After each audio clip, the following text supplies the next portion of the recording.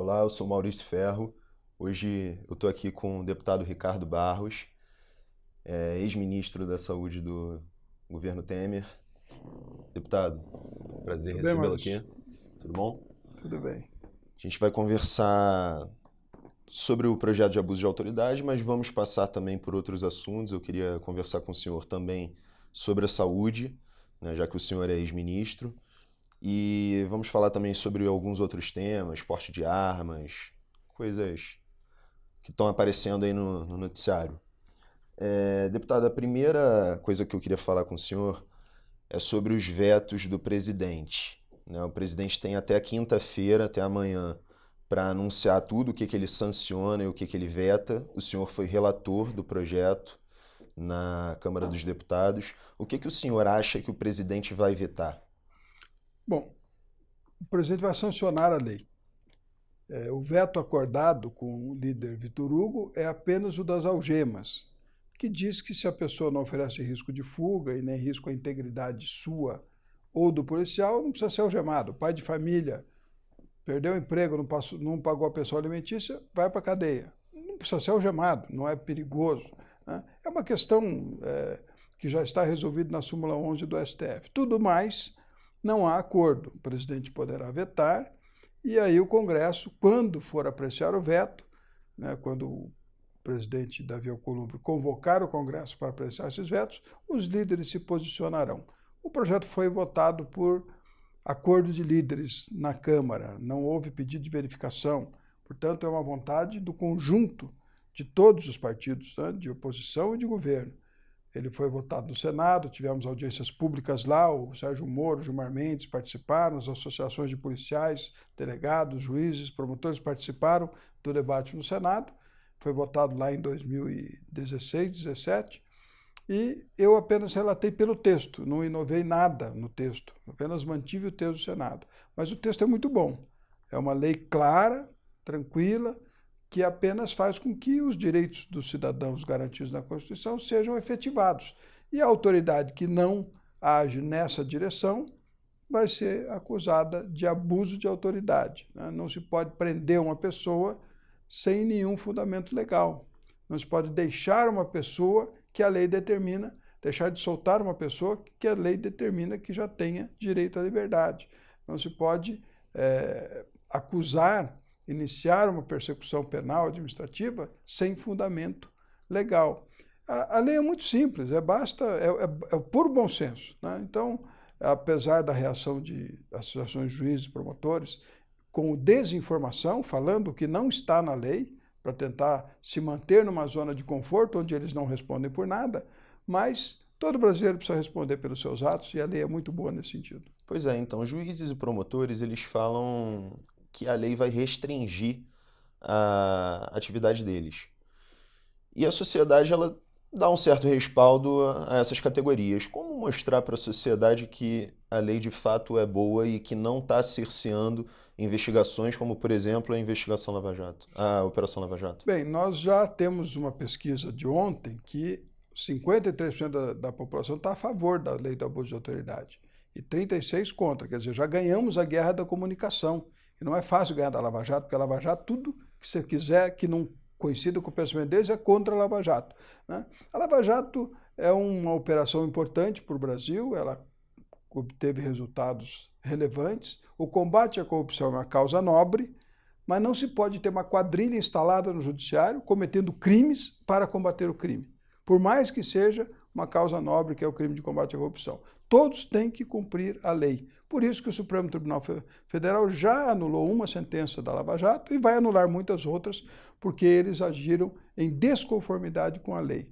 Então, o que a lei de abuso de autoridade diz é que o juiz tem que cumprir a lei. Ele tem a liberdade da interpretação da lei, que é o que nós chamamos de hermenêutica, que está preservado lá. Ele pode interpretar a lei, ele pode interpretar as provas, mas ele não pode decidir contra a lei e ele não pode usar prova ilegítima para condenar alguém. É simples assim. Uhum. E quando o senhor fala de uma quadrilha instalada no judiciário, qual que é essa quadrilha exatamente? O senhor está se referindo à própria operação? Eu estou me referindo a um conjunto, né, de ativistas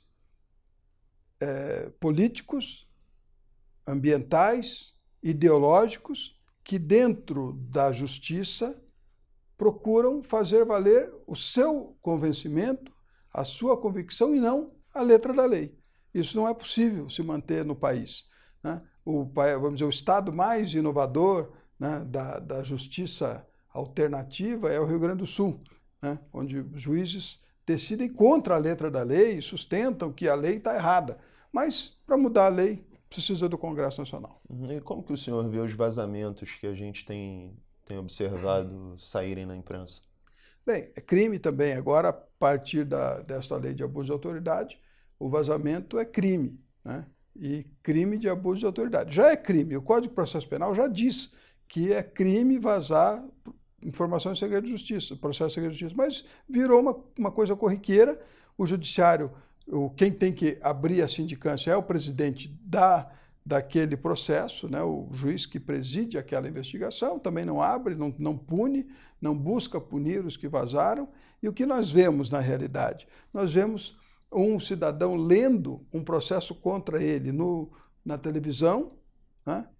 O jornalista lendo o processo e ele, com o seu advogado, não consegue ter acesso ao processo por dias seguidos, né? Para quê? Justamente porque quem cala consente. Como ele não pode se defender, não sabe do que está sendo acusado, né? E a imprensa recebe aquele vazamento e fica falando que ele fez isso, ele não se defende e acaba consolidando a culpa, quando, na verdade, isso é um cerceamento de defesa. Então, esses exageros todos, né, eles, embora tenham o seu público, mas eles não são a garantia do direito constitucional dos cidadãos. Ou seja, a pessoa acusada ela deveria ter acesso ao vazamento também? Ela devia ter acesso ao processo, porque se o seu processo vaza, o seu advogado vai lá na vara que ele está sendo tramitado e pede acesso ao processo. E é negado sistematicamente. Então, o jornalista tem a cópia do processo e o acusado, a parte interessada, não consegue a cópia do processo. Nós vimos isso por muito tempo e colocamos na lei como crime de abuso de autoridade não ceder a informação, o acesso ao processo, quando solicitado pela pessoa que é acusada ou investigada. Em relação aos vazamentos mesmo da Lava Jato, as conversas dos procuradores, que inclusive aparece o ministro Sérgio Moro na época que era juiz federal. Sim. Como que o senhor vê essas conversas exatamente? Elas mostram uma certa atuação política totalmente ilegal, uma conduta totalmente fora da legislação da Operação Lava Jato.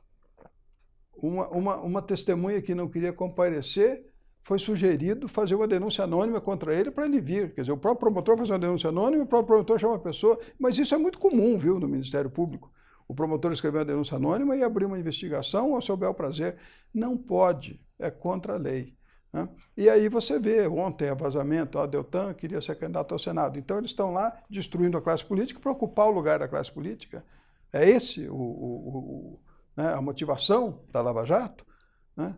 Abrir espaço para que eles possam ser os próximos protagonistas, né? Então, eu acho tudo isso muito questionável. Não estou discutindo o mérito da operação, coisas corretas foram. Até o Lula disse, não, tem coisa na Lava Jato que de fato aconteceu, mas tem muita coisa que não aconteceu e que foi vendida para a população como se tivesse acontecido, né? Justamente com essa manobra de jogar para a imprensa uma informação e cercear o acesso do acusado à informação. No caso mais conhecido, o presidente Temer teve uma conversa dele vazada, ficou-se um dia todo, a mídia toda falando, Temer comprou o silêncio de Cunha, e quando vazou o áudio, quando ele pediu que o áudio fosse divulgado, não era aquilo que estava no áudio.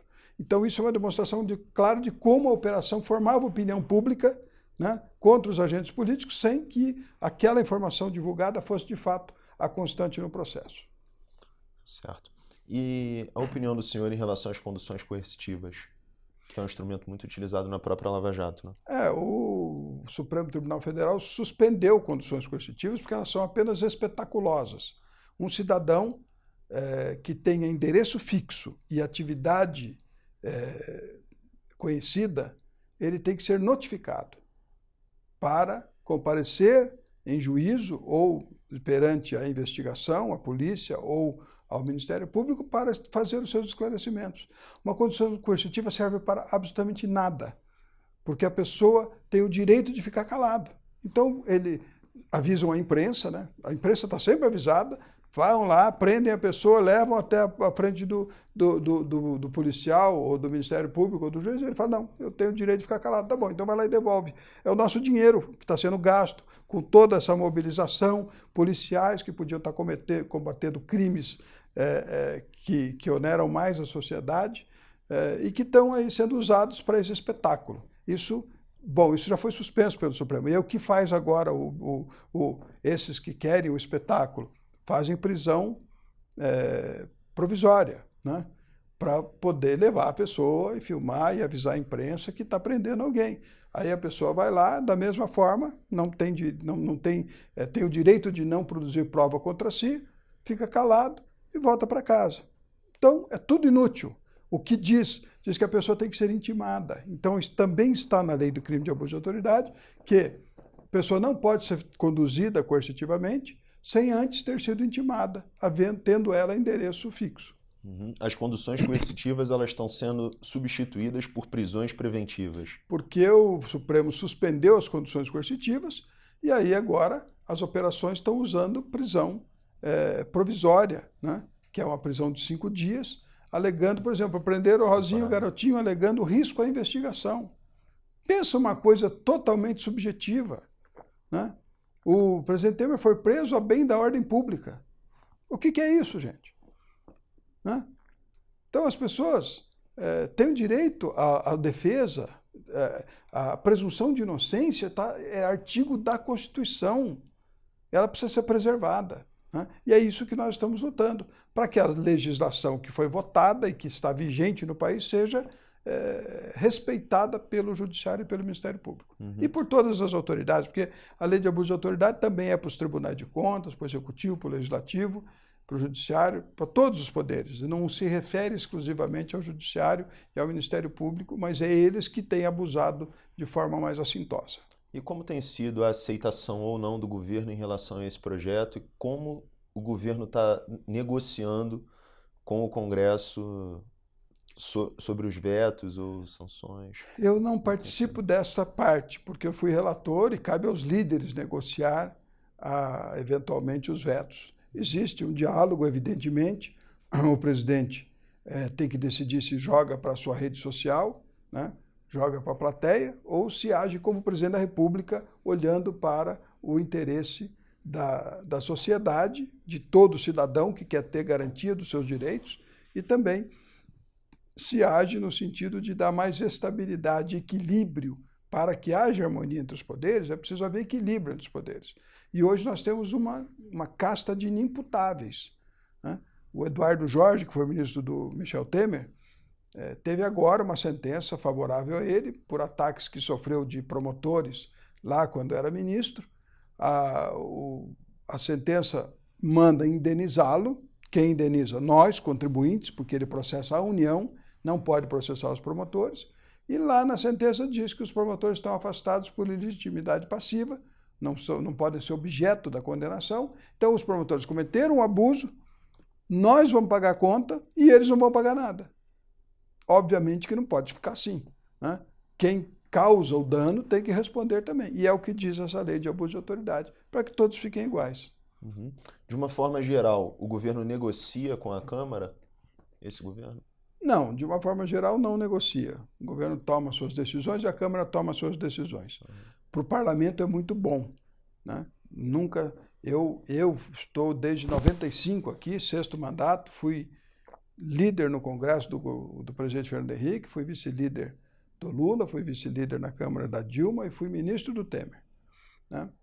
E, pela primeira vez, nós temos um governo que não se articula com o Congresso. Então, o Congresso fica à vontade para tomar as suas decisões.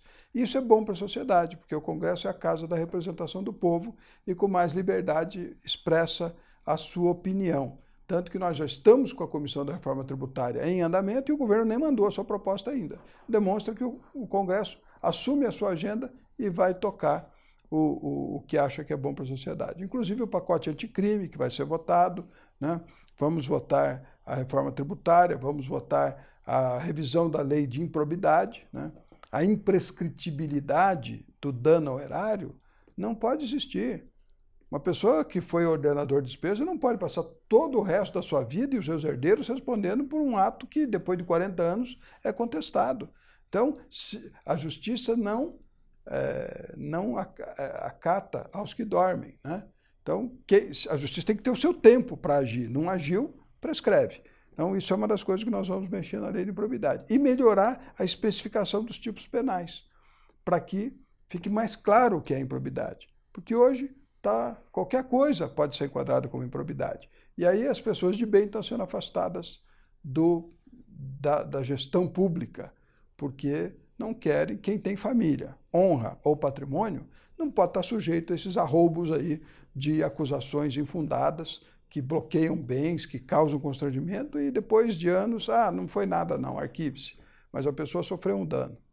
Há um projeto, então, para modificar Já tem comissão especial instalada para mudar a lei de improbidade, né? Para melhorar a lei de improbidade, no sentido de que os tipos penais sejam mais claros, né? E que nós possamos ter uma lei mais previsível na sua aplicação. E quais são exatamente essas melhorias do projeto?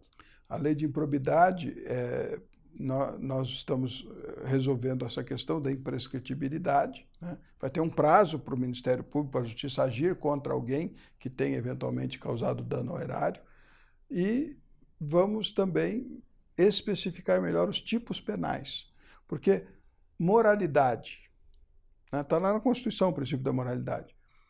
A pessoa é acusada de improbidade por infringir o princípio da moralidade. Mas o que é o princípio da moralidade? Para uns é uma coisa, para outros é outra. Está aí essa discussão, né, dos costumes, né, que hoje tomou conta da pauta. Então, para uns, algumas coisas são normais e para outros não deviam ser feitas.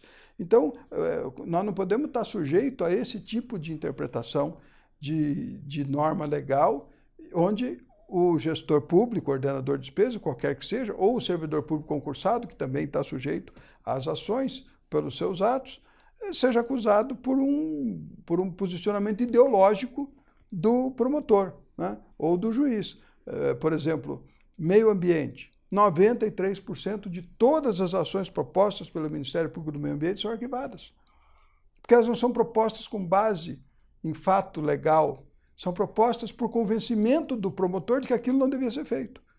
Então, se a licença ambiental foi dada, cumprida todo o rito legal, mas o promotor acha que aquela obra não devia acontecer, ele entra com ação contra o servidor que deu a licença, entra contra o prefeito, o governador, o presidente, o ministro, porque ele acha que aquilo não é bom, né? E não acontece nada com ele também. Ele atrasa a obra, ele atrasa a entrega para a sociedade de um benefício, porque ele tem um convencimento ideológico. Isso é que vai acabar. Uhum. E a gente pode dizer, então, isso provavelmente é uma pauta que está sendo tocada pelo próprio Congresso, né? Os próprios congressistas estão tocando. Exatamente. Isso não passa pelo Executivo. Nós vamos votar e vamos mandar a sanção. Exatamente. E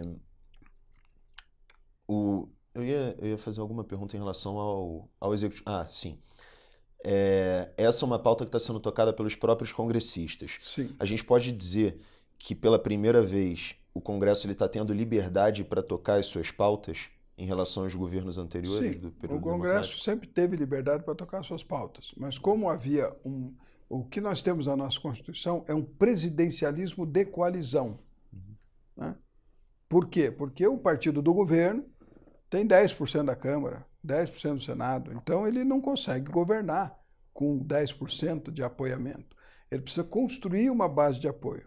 Formalmente, isso era feito de forma organizada, os partidos da base são esses, participam da gestão do governo, e aí a gente tem, obviamente, um elo mais efetivo entre executivo e legislativo, né? Porque o legislativo está fazendo parte do executivo, como é no parlamentarismo, e há uma cumplicidade no sentido do cumprimento daquilo que foi o discurso de campanha ou são as metas do governo.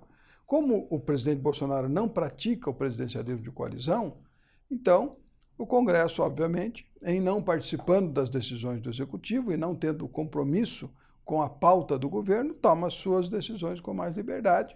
E isso está sendo bom para o Brasil. Estamos aí avançando, já votamos a Previdência, vamos votar a reforma tributária, vamos votar uma série de avanços aí, a lei anticrime, a revisão da improbidade, e que são o abuso de autoridade, que são importantes para o cidadão brasileiro. E há algum movimento dentro da Câmara para modificar a forma de governo como ela é hoje?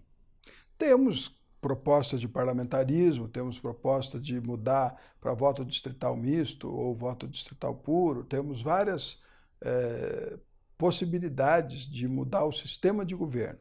Nossa Constituição previa, depois de 5 anos, um plebiscito para o parlamentarismo, que ocorreu e não venceu o parlamentarismo. Então há uma discussão jurídica se pode haver ou não outro plebiscito, porque a Constituição previa apenas um plebiscito para a mudança do sistema de governo. E aí considera-se o sistema de governo cláusula pétrea da Constituição. Então temos aí uma discussão jurídica que tem que ser superada. Eu acho que poderíamos fazer um novo plebiscito para a mudança do sistema de governo e partirmos para o parlamentarismo, que é o sistema das nações mais modernas do mundo. O senhor é a favor, então, de uma mudança? Eu sou a favor do parlamentarismo como sistema de governo. Tá. E, assim como o senhor, há muitos outros deputados Com a certeza. favor também? Muitos Existe esse outros a movimento? favor. Existe um convencimento de que o modelo do parlamentarismo seria mais útil para o Brasil. Nós já tivemos 2 impeachments no Brasil, que são processos demorados, dolorosos, né, difíceis. Né, e nós estamos vendo agora na Itália, né, o governo perdeu a maioria, está fazendo outra composição. Se não fizer, cai o governo, nova eleição e se constitui um novo parlamento que tem uma maioria para sustentar o governo. Por quê? Porque o governo é formado pelos partidos que têm maioria no parlamento. Logo, quando falta ao governo apoio no parlamento, cai o governo. Porque não adianta ter um governo que não tem apoio no parlamento. E nós, no presidencialismo que nós temos este problema. Nós tivemos aí, em alguns episódios, especialmente nos processos de impeachment, momentos em que o governo não tinha apoio do parlamento. E aí paralisa o país e é ruim para todos. Uhum. Isso tem força para já emplacar para a próxima eleição, no ano que vem? Não. Reforma política séria tem que ser feita para próximos períodos. Né? Eu diria que nenhuma reforma política que seja feita para valer em menos de 12 anos, em 3 eleições, vai escolher o melhor sistema de governo para o Brasil.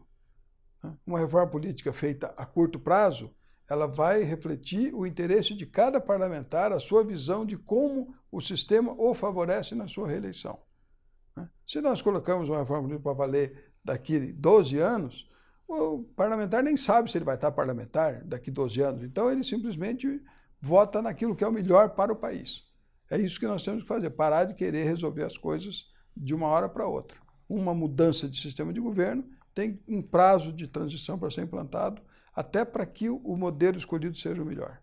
Tá bom. Agora, mudando um pouco de assunto, o senhor foi ministro da Saúde no governo do ex-presidente Michel Temer. A gente tem visto no noticiário muita coisa sobre economia, né? Reforma da Previdência, reforma tributária, teve o assunto das queimadas da Amazônia. Então, com tudo isso que está saindo, a saúde acabou ficando um pouco em segundo plano no noticiário. O senhor tem acompanhado o que vem sendo feito nessa área no atual governo? Olha, eu participo da Comissão de Seguridade, tenho acompanhado a atividade do Ministério da Saúde, do ministro Mandetta, da Anvisa e da Agência Nacional de Saúde Suplementar, que são as agências vinculadas à saúde. Nós temos visto um esforço do ministro no sentido de resolver problemas, como mais médicos, a saída dos cubanos. Ele já encontrou uma proposta que está com uma medida provisória que será apreciada no Congresso Nacional, chamado Médicos pelo Brasil, que visa concursar pessoas para poder estar atendendo a necessidade de atenção básica em todo o Brasil. Temos a questão das parcerias tecnológicas, transferência tecnológica para a produção de medicamentos no Brasil, a qualificação dos agentes comunitários de saúde. temos a informatização, que é fundamental, a regionalização da saúde, né, porque a saúde ela tem credenciamentos, tem hospitais especializados que atendem a uma grande região e isso precisa ser organizado do ponto de vista administrativo. Os consórcios de saúde são muito eficientes e devem ser prestigiados. O ministro Mandetta tem a sua visão de como fazer as coisas. Eu, como ex-ministro, não me manifestei, porque não me cabe dar opinião sobre o que está sendo feito, né? Eu apenas tenho que torcer para que dê certo. Eu fui ministro 2 anos, praticamente, e economizei 5 bilhões de reais só em gestão e baixando o preço de medicamentos. E com esse dinheiro eu reapliquei tudo em novos serviços de saúde e consegui fazer uma gestão onde muitos avanços foram conquistados porque tinha recurso da economia que foi gerada. Eu, enquanto ministro da Saúde, em 22 meses, nunca fui ao ministro da Fazenda. Não tive uma audiência com o ministro Meirelles para pedir recurso para ele. Eu gerei o recurso com a economia interna dentro do Ministério. Agora, a realidade é outra, né? O ministro Mandetta tem o seu estilo e a gente torce para que dê certo. E a opinião do senhor em relação ao novo programa do Mais Médicos, o Médicos pelo Brasil? Olha, eu acredito que a melhor solução para este programa, até porque ele é um programa provisório, não cabe ao governo federal fazer atenção básica de saúde. Isso é ação principal dos municípios.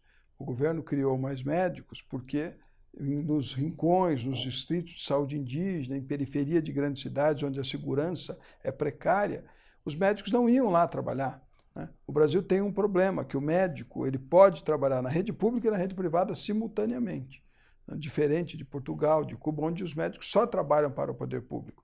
Então, se nós utilizássemos os médicos brasileiros formados no exterior para este trabalho, seria mais útil, porque eles só poderiam trabalhar para o poder público. Como eles não fizeram a revalida, eles não podem trabalhar na rede privada. E aí se dedicariam efetivamente a dar resolutividade à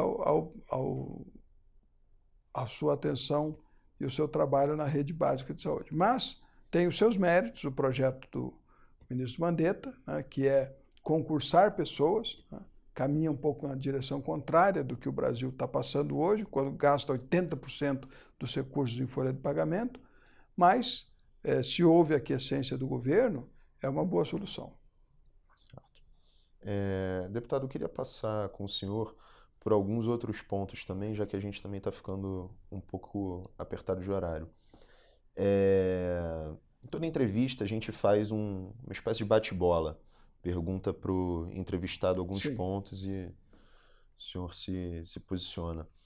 Então vou começar aqui. O senhor é a favor de liberar o aborto em mais casos do que a legislação atual prevê? Eu acho que a legislação atual atende à questão.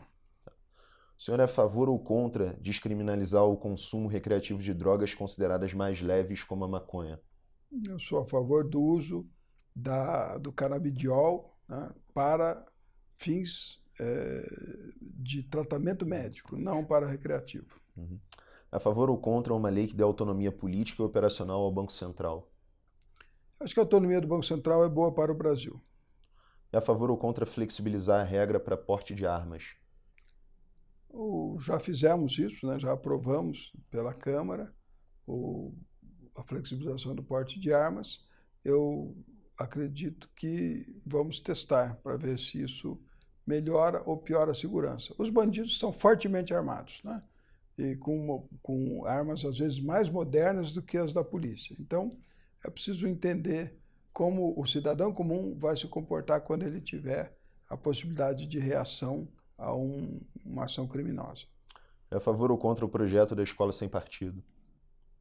Eu acredito que a doutrinação política nas escolas não deve acontecer, né? Nós somos um Estado laico, embora tenhamos muitas escolas confessionais, mas é da liberdade do cidadão, né? E são muito úteis para a formação de caráter das pessoas, de valores, e acho que também a escola não pode ser usada para doutrinação política. É a favor da redução do número de deputados no Congresso Nacional? Não acredito que isso melhore a capacidade do Congresso de representar a população. Nós temos estados com 8 parlamentares, que é o mínimo, né? e temos estados com 70, que é o São Paulo, que é o máximo. Se nós fizéssemos uma representação como nos Estados Unidos, que é per capita, né, simplesmente divide a população pelo número de cadeiras, nós teríamos um deputado, talvez em Roraima, em Rondônia, e teríamos 150 deputados em São Paulo. Não sei se isso seria útil para o Brasil. É a favor ou contra o sistema de capitalização? Eu sou a favor. Eu acho correto que a pessoa faça a sua capitalização e, ao final da sua vida, o resultado seja o resultado do que ela produziu durante todo o seu tempo de cidadão produtivo para a sociedade. É a favor ou contra que igrejas tenham imunidade tributária? Isso está estabelecido no nosso sistema tributário atual, mas eu não vejo por que não poderia ser mudado. Não há uma razão objetiva para a imunidade tributária das igrejas, como não há as santas casas, elas não são imunes, elas são isentas, elas têm um imposto que é pago com serviços à população.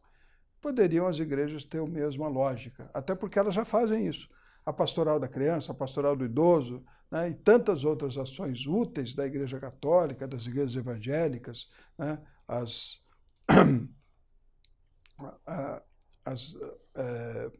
ações para tratamento de drogados, né, comunidades terapêuticas, várias igrejas têm. Então, poderia ser feita uma relação objetiva, né, em o governo ser compensado pelo imposto não pago com essas atividades, como acontece com as entidades filantrópicas. Seria mais justo, porque as igrejas que praticam a ação comunitária, né, teriam o seu imposto trocado em troca desse trabalho, e as que não praticam pagariam imposto.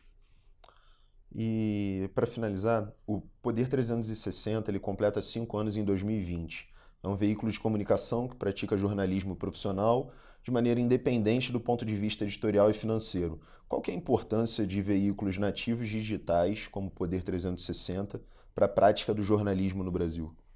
Bom, o jornalismo ele é, né, a expressão da liberdade da nossa sociedade, é o fiscal, né, das ações de governo, dos próprios tribunais de contas, da justiça. O jornalismo ele procura esclarecer as coisas que acontecem em todas as áreas, né? Eu acho útil que nós tenhamos veículos que não dependam das verbas públicas e que, portanto, não tenham vínculo com o poder instalado, tanto do Executivo, Legislativo e Judiciário, porque todo mundo pode fazer propaganda, né? E que possam, mesmo recebendo verbas públicas, ser uma expressão livre da divulgação dos fatos que acontecem. O Brasil precisa muito disso. Nós temos alguns nichos de privilégios que precisam ser melhor explicados à sociedade para que ela possa reagir quanto a isso, né? Então, quando nós falamos que o judiciário tem 60 dias de férias e mais 20 de recesso, né? As pessoas não sabem disso, né? Então, quando se propõe uma mudança, e aí há uma reação do juiz, ou não, o juiz está falando que não é bom, não deve ser bom, né? Porque o juiz que está falando, então se ele está falando não é bom. Se o Ministério Público está falando, não, se o Ministério Público é contra, não é bom. Mas tanto a lei orgânica do Ministério Público quanto do Judiciário, da magistratura, tem 29 benefícios, né, que são listados como direito, além da folha de pagamento, do salário, das férias, né, tem mais 29 benefícios. Então, isso precisa ser colocado, né? Os parlamentares têm lá a sua estrutura de gabinete, de verbas, que toda hora estão sendo publicadas, né? Mas do Judiciário, não. E do Poder Executivo, o cartão corporativo do presidente, que está aí essa discussão, e aí, como é que são esses gastos? Acho que é bom que jornalistas tenham a liberdade de poder tratar isso sem nenhuma retaliação. Tá legal, deputado. Muito obrigado. Obrigado, obrigado a vocês aí pela oportunidade do diálogo e estou sempre à disposição.